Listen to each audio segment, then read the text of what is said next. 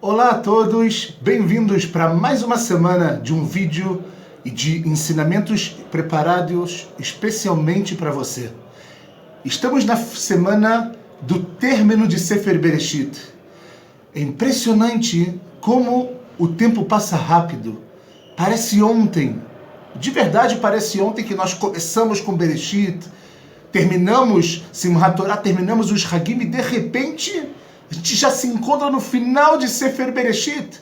Parece que ontem a gente se deparou com Adam e Havá, Avraham e Sarah, Rivka e Yitzhak, e agora a gente meio que está dando tchau para começar na semana que vem Sefer Shemot, o livro que a gente vai falar sobre a escravidão do povo, o livro que a gente vai falar dos 10 mandamentos, vamos falar de leis, vamos falar de coisas muito interessantes. Mas sempre dá um sentimento de uau, acabou de começar e já terminou. Esse é o sentimento que a gente tem que ter na Torá, na nossa vida. E essa semana nós vamos estudar o momento pelo qual Yaakov, nosso terceiro patriarca, também chamado de Israel, depois que ele desceu com as 70 almas para Mitzrayim, e ali, de acordo com alguns comentaristas, como nós falamos, é o início do processo da escravidão do povo judeu, que a Kadosh Baruch Hu já havia prometido a Avraham Avinu que o povo dele seria estranho numa terra estranha. E nessa semana a gente finaliza esse ciclo, e a Torá, a Parashá, ela começa contando Vayechi Yaakov Be'eretz Mitzrayim. E ela me conta que depois que Yaakov, com 130 anos de vida, ele é obrigado a ir para Mitzrayim, porque tem fome em Eretz Canaan, agora a Torá vai me contar que ele viveu em Eretz Mitzrayim 17 anos. E com isso ele acaba falecendo com 147 anos. E é por isso também que Yaakov, quando na semana passada, no final da Parashá, o Paró pergunta para ele quantos anos você tem. Ele fala, eu tenho 130 anos, que foi o momento que ele foi para o Egito. E ele fala, mas meus anos são muito ruins. E o Rashi, ele explica, fala, porque Yaakov sabia que ele não iria chegar perto dos anos que o seu pai viveu. Yitzhak, ele faleceu com 175 anos. E nós estamos vendo que Yaakov, ele vai falecer na nossa Parashá com 147 anos, 28 anos a menos. O Rashi traz uma ideia de que a pessoa que falece 5 anos para mais ou para menos está tudo bem, mas aqui significa que ele não viveu como seu pai. A gente não está agora criticando Yaakov Chas V'Shalom, a gente só está falando o motivo pelo qual ele trouxe isso para o Paró. Só que a gente vê algo interessante. Logo aqui já surge uma pergunta que todos nós, quando a gente for ler essa Torá, essa Parashá, a gente tem que falar, calma aí, Yaakov viveu Be'eretz Mitzrayim? Existe vida em Eretz Mitzrayim? E quando eu falo vida em Eretz Mitzrayim, eu não estou me referindo só ao fato de que é fora de Israel, mas tem como viver fora? Tem como viver em Mitzrayim? Então é óbvio que naquele momento o povo judeu estava bem. Yosef, ele era o vice-rei. As 70 almas, elas se localizaram numa terra ao lado. Eles podiam fazer o que eles queriam lá, podiam cuidar do rebanho, podiam cuidar dos seus filhos, podiam educar da maneira correta. Ainda não tinha começado a acontecer toda a ideia da assimilação, né, da junção com o povo egípcio. Aqui, a Israel continuava ali, não tinha a ideia de povo, mas as 70 almas, os filhos de Jacó, as 12 tribos, elas estavam ali separadas. E é interessante, isso eu quero muito trabalhar com vocês, que a gente vê que a Torá fala que nesses anos Yaakov ele viveu. A primeira ideia que a gente tem, que a gente precisa lembrar, que alguns comentaristas trazem, significa algo muito simples. Desde o momento que Yosef ele se separou de Yaakov, Yaakov não viveu, não teve alegria. Está escrito que todos esses anos ele não teve profecia, ele não tinha motivos para viver de tanta tristeza. E é por isso que quando Yehudá vai falar, pai, para a gente poder ganhar comida, a gente tem que levar Binyamin. Ele fala, cara, Se Binyamin foi embora, acabou minha vida. Toda a minha ligação com Rachel, a minha descendência de Rachel acabou, porque Yosef já não está. Você quer levar Binyamin também? E aqui, quando ele vê que Yosef está vivo, está escrito que Ruach Hashem Shora Alav. O Espírito de Hashem voltou nele, ele viveu, ou seja, por mais que ele não estava agora em Eretz Israel. E Deus falou para ele, Yaakov, red, vai até Mitzrayim, porque eu vou te tirar de lá. Desce, mas lá é só provisório, não é para sempre, eu vou tirar você de lá. E aqui a gente vê que Yaakov ele vive. É óbvio que quando a Torá fala para mim que ele vive, ela fala para nós, parece que aqui Yaakov estava shalem, ele estava pleno. Ele não precisava de absolutamente mais nada na vida dele. É como se a Geulah, a redenção, ela quisesse chegar. Ela já estava chegando, só que em Mitzrayim, como assim? Na semana passada nós falamos sobre as duas teorias que tinham em Yosef e em Yehudá, de como tem que ver a Geulah, de como o mundo vai se tornar perfeito, da função de um Yehudi no mundo, de acordo com Yosef, de acordo com Yehudá, a função do Mashiach, aonde ele tem que estar, aonde ele tem que se revelar. E a gente falou que Yosef ele é um período. Mas o que acontece é um período que depois, na realidade, quem vai chegar vai ser Mashiach ben David. Vai ser o Mashiach que vai vir da Shevet Yehudá. E o ideal a gente já falou na semana passada qual é. Então aqui parece que Yaakov chegou no ideal. E a gente tem uma curiosidade muito interessante na nossa paraxá. Normalmente, quando terminamos uma paraxá da Torá e começamos outra, existe na Torá um espaço. Né? Se a Torá, a gente sabe que existem as colunas do pergaminho, e se a frase ela termina aqui, vai começar uma outra paraxá, você começa na outra linha, você dá um espaço. Essa paraxá é chamada de uma paraxá stumá. Uma paraxá que ela está fechada. Por que fechada? Porque imediatamente quando terminou a última palavra da paraxá da semana passada, já começa a paraxá Vayechi Yaakov. E aí vem o Rashi logo, salta da cadeira e pergunta, Lama paraxá zostumá? Por que essa paraxá é fechada? Porque quando eu olho para a letra, para o pergaminho na Torá, tem uma dificuldade de achar. É interessante que muitas vezes para identificar aonde está a paraxá no pergaminho, já que na Torá, quando a gente lê, ela não tem pontuação, não tem vírgula, não tem os sinais das letras, se A, E, I, não. É tudo direto. Mas a gente consegue identificar por esses espaços que existem. Na paraxá de Vayechi, é a paraxá que muitas vezes as pessoas se perdem. Porque você tem que achar no meio do texto onde a paraxá começa. E vem o Rashi, ele fala, Lefi, por que essa paraxá é fechada? Keivan sheniftar Yaakov Avinu nistemu einechem Israel. Quando Yaakov Avinu ele morre, e a gente vai ver isso na nossa paraxá, os olhos de Am Israel, eles se fecham também. A paraxá ela é fechada, ela não tem um espaço, porque os olhos de Am Israel vão se fechar. Velibam shel Israel mitzarat ashiabud. E o coração da gente vai ficar muito amargo, muito fechado, sem sentimento, pelo sofrimento da escravidão, sheitrilu leshiabadam, que a gente vai começar nesse momento. E outra coisa, outra explicação que o Rashi fala é, shebikesh legalot et haketz, Yaakov Avinu, antes de morrer, o que ele queria fazer? Ele queria revelar para o mundo, para os seus filhos, quando vai vir a Geulah, quando vai chegar a Geulah. Está escrito que o Rashi fala, Venistam mimeno. Ele quis revelar quando vai acontecer e foi ocultado dele por Deus essa informação. E aí a gente vê uma coisa interessante, que na verdade o Minchat Shai, que é um comentarista, ele fala que En kanefsek parasha klal. A gente não interrompe uma letra logo depois, não, uma palavra termina, a outra palavra começa. Ele fala Loptucha velostumá. Nem está satum, nem está fechada, nem está aberto, ou seja, não tem uma interrupção. É como se contasse que o Vayechi Yaakov é uma continuação do que a gente viu na semana passada. E no Sefer Daniel aparece mais ou menos a mesma ideia de satum, que a gente traduz como fechado. Hoje em dia em hebraico a palavra satum, se você chama uma pessoa de satum, Deus me livre, não é uma coisa boa, a gente não vai dar ideias aqui, Mas aqui a gente está falando no sentido dela ser fechada. Em Sefer Daniel está escrito: Vayomer lecha Daniel kistamim advarim ad et ketz. Falou para o Daniel, Hashem, que as coisas elas estão fechadas até chegar ao final, até chegar ao ketz, até chegar ao final dos dias, a Geulah. E o Kli Yakar fala algo muito interessante. Ele fala o seguinte, pessoal: Shemiya yadua sheimshach nezek gadol min yediat haketz.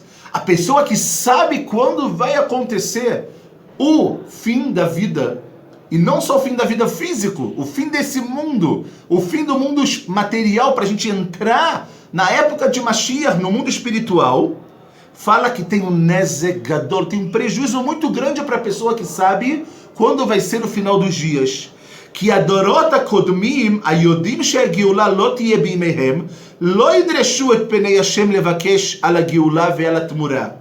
Fala o Kli Yakar, porque as gerações anteriores, que sabem que a Geulah não vai vir nos dias dela, elas não vão lidrosh Hashem, elas não vão clamar por esse momento. Elas não vão querer se aproximar de Hashem. Por exemplo, se Yaakov revela para os seus filhos, fala o Kli Yakar, que a Geulah vai vir depois de 2000 anos, todas as gerações desses 2000 anos, o que vai acontecer com elas? Elas vão ter um prejuízo porque elas não vão ter um estímulo de vida, elas não vão lidrosh Hashem, elas não vão pedir, elas não vão pensar, elas não vão letzapot, elas não vão falar Hashem no... Quando? Quando que as coisas vão mudar? Está na hora. Elas vão o quê? Elas vão se acomodar. Elas vão viver na rotina e elas não vão ter na vida dela um propósito de vida. Então traz um nezek muito grande, fala o Kli Yakar. E aí, continua o Kli Yakar e fala: Kasher ba'avoneinu, quando pelos nossos pecados, Rabim ema amei haaretz amitiashvim ba'aratzot amim, ubonim lahem batim sfonim, vechashuvim, veshel avanim binyan hakiyum. E por causa dos nossos pecados, a gente acabou sendo disperso de Israel. A gente acabou indo embora. Yeshayahu, ele avisou para o povo: mudem! Essa casa, Beit HaMikdash, vai ser destruído. Kadosh Baruch Hu vai colocar todo mundo na galut. Ninguém escutou ele. Lo chazru b'tshuvah. Tem muitos motivos do porquê o povo judeu saiu para galut. Só que certeza que é por algo que faltava dentro da gente. E aí fala o Kli Yakar: quando isso acontecer, a gente vai para outras terras, a gente vai assentar outras terras, a gente vai construir casas de pedras, casas grandiosas, casas maravilhosas. O Besibazó, fala o Kli Yakar, e por causa disso, Leolam einan dorshim et penei Hashem. Se a gente está na galut e a gente ainda sabe quando vai vir a Geulah, a redenção, e a gente sabe que pode ser que não vai ser na nossa geração, Zeu, o judaísmo, Am Israel, Eretz Israel estão acabados. Porque a gente não vai lidrosh Hashem com o nosso coração, Leaviam el artzam. Porque se Deus não vai trazer a Geulah, por que eu vou pedir para Deus? Mekabetz nidchei amo Israel. Deus, por favor, reúne os que estão exilados nos 4 cantos da terra. Eu não vou pedir, porque não vai acontecer. Por isso que Deus, ele oculta de Yaakov, fala o Kli Yakar, o motivo do Ketz. O quando, desculpa, será o final. Para dar para cada um de nós um estímulo para viver. Para dar para cada um de nós uma motivação, além de tudo que nós precisamos fazer, mas que sempre a gente entenda e saiba que, olha, pode ser agora, pode ser na sua geração e vai ser na nossa geração, Bezrat Hashem. Cada pessoa tem que pensar isso. Cada pessoa tem que olhar como se a nossa geração vai. E Hashem fala: se eu vou revelar, se Yaakov agora vai revelar, quando é o final? Então, até Mashiach chegar, as pessoas não vão pedir. As pessoas não vão se comunicar. As pessoas vão se exilar de uma forma por causa dos pecados e por causa de erros. E elas vão se assentar lá e elas vão viver lá para sempre. E qual é a resposta pessoal de Yaakov? Eu quis revelar. A Kadosh Baruch Hu me tirou, mas Yosef, eu agora tenho um pedido. Qual o pedido que Yaakov faz para Yosef na nossa paraxá? Yosef, eu estou vivendo aqui, mas não me deixa aqui. Não me enterra aqui. Me leva para Me'arat HaMachpelah, me leva para Eretz Israel, me leva para Hebron. Por quê? Porque Yaakov está falando que eu não sei quando a Geulah ela vai vir, mas eu quero fazer parte dela. Eu quero estar dentro. E essa resposta, mas Yaakov viveu em Mitzrayim. Ele viveu em Mitzrayim, ele trouxe brachá para Mitzrayim, inclusive. Mas o final da Geulah, ele nunca deixou de lidrosh Hashem. Muito mais agora, quando mesmo nos últimos dias de vida dele, ele fala para Yosef, não me deixa aqui.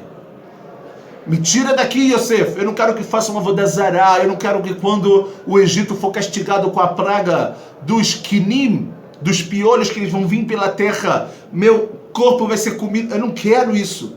Eu quero estar com a Israel em Eretz Israel quando a Geulah vier. Mas pai, quando? Não sei. Eu quero fazer parte disso. Eu quero estar dentro desse processo. Se eu não conseguir estar com esse processo vivo, sem dúvida alguma, depois dos 120 eu também quero estar dentro desse processo. Por isso Yosef jura. Jura que você vai fazer isso comigo. Você tem a possibilidade de fazer. E a gente vê que Yosef ele faz o pedido do pai. Ele enterra o pai dele em Me'arat HaMachpelah. Apesar que tem uma discussão muito interessante do porquê que ele pede para Yosef. Óbvio que Yosef ele tinha Yeholet, ele tinha a possibilidade de fazer. Ele era o vice-rei, mas tem uma ideia aqui de Rachel, que Yaakov enterrou Rachel e Yosef não entendeu como que Yaakov não vai ficar com Rachel no túmulo. A gente não vai entrar nisso agora, porque Bemet a gente não tem tempo. Mas a gente vê que existe algo muito interessante aqui. Então fala o Kli Yakar, quando a pessoa souber quando que vem a Geulah, ela vai parar de lidrosh Hashem. Ela vai parar de pedir. E é por isso que na Gemara em Masechet Shabbat fala que uma das perguntas que Hashem vai fazer para a gente é exatamente essa. Tzipita lishua. Você esperou pela salvação? E a gente às vezes, pessoal, tem medo. E é normal o medo, porque o medo a gente tem quando é algo que é desconhecido, quando é algo que a gente não tem segurança. Só que a gente não pode esquecer que esse algo, ele é algo divino. Ele é algo que vai trazer o bem para o mundo. Então, por mais que a gente não saiba como isso vai acontecer, está na hora da gente parar um pouco, de olhar para os nossos interesses e pensar no nosso interesse como Klal Israel, no nosso interesse como um todo, no nosso interesse como povo. Esse é o interesse maior que a gente tem que fazer. E a gente, Bezrat Hashem, como cada um, como indivíduo, vai estar dentro disso. Mas fala o Kli Yakar, por isso que Hashem fechou os olhos de Yaakov aqui. Para que Yaakov não revelasse para os seus filhos quando que é o final. E como a gente vê que isso acontece, pessoal. Quando Yaakov vai abençoar os filhos de Yosef, ele chama, Yosef sabe que Yaakov está doente, ele vem até o seu pai, e Yosef, ele coloca os filhos na frente do seu pai. Menashe, o primogênito, e Efraim, o mais novo. E a gente sabe, conhece que Yaakov, Sikelet Yadav, ele troca as mãos, ele coloca a mão direita na cabeça de Efraim, que não é o primogênito, e a mão esquerda na cabeça de quem? Na cabeça de Menashe, que é o primogênito. Fala Yosef, pai, olha, eu sei que você está velhinho, mas não está certo. Ele fala, Beni, Yadati, eu sei, mas eu quero abençoar dessa maneira.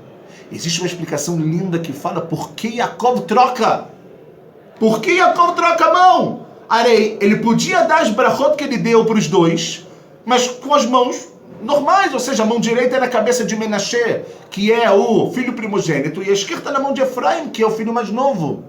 Tem uma explicação linda que trabalha com muito disso que a gente está falando, que ele fala o seguinte: quando Yosef deu o nome para o filho dele de Menashe, o motivo que o nome de Menashe é Menashe, porque está escrito que o filho Menashe vai fazer esquecer da casa do seu pai.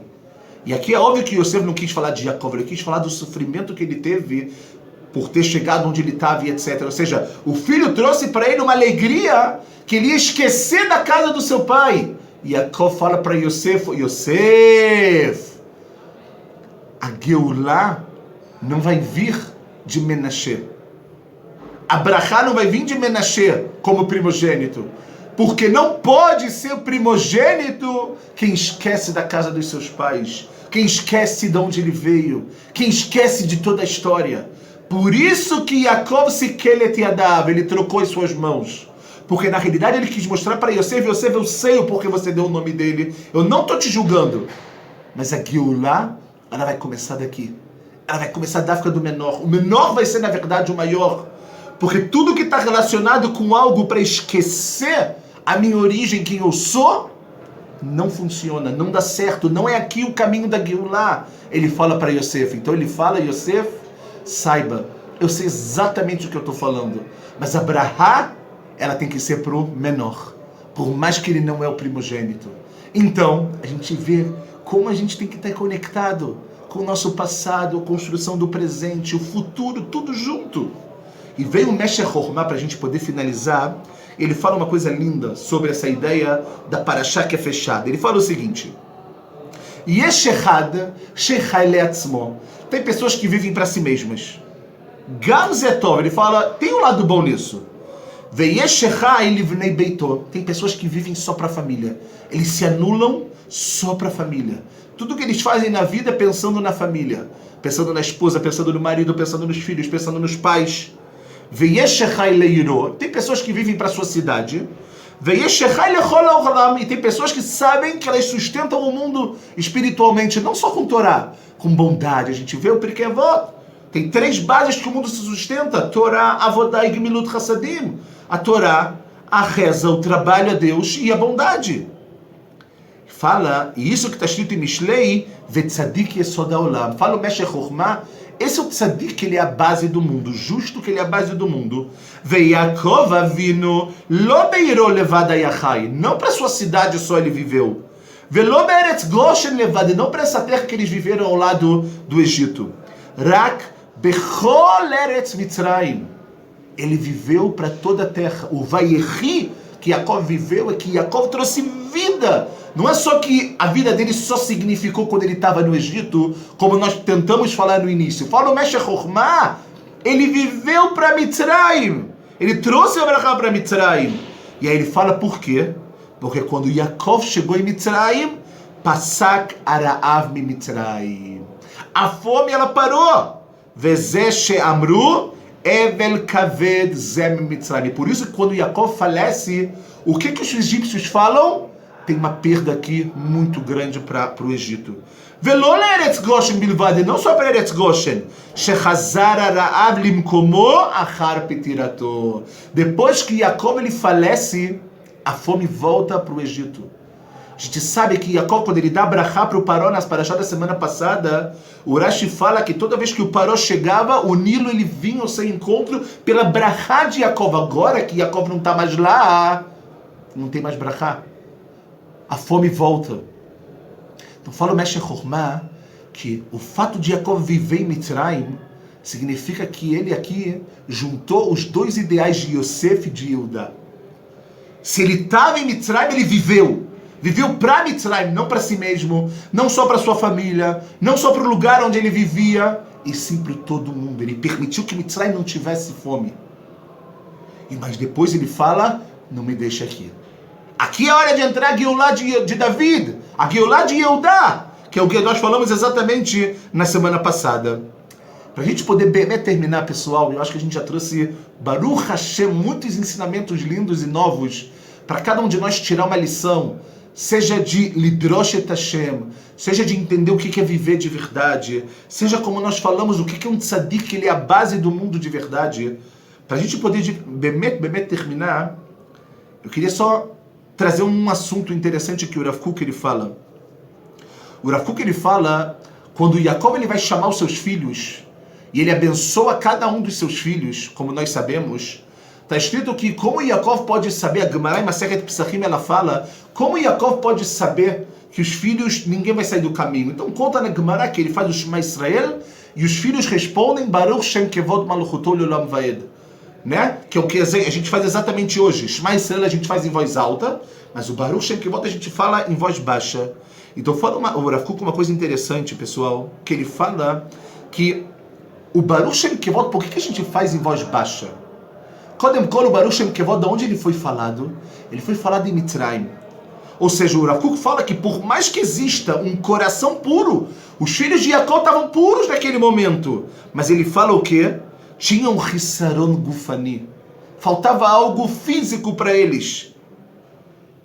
Qual é o que faltava para eles fisicamente? O lugar onde eles estavam. Então ele fala, Guf Mikol Makom Me'akevu. O lugar onde eles estavam, de alguma maneira, atrapalhou.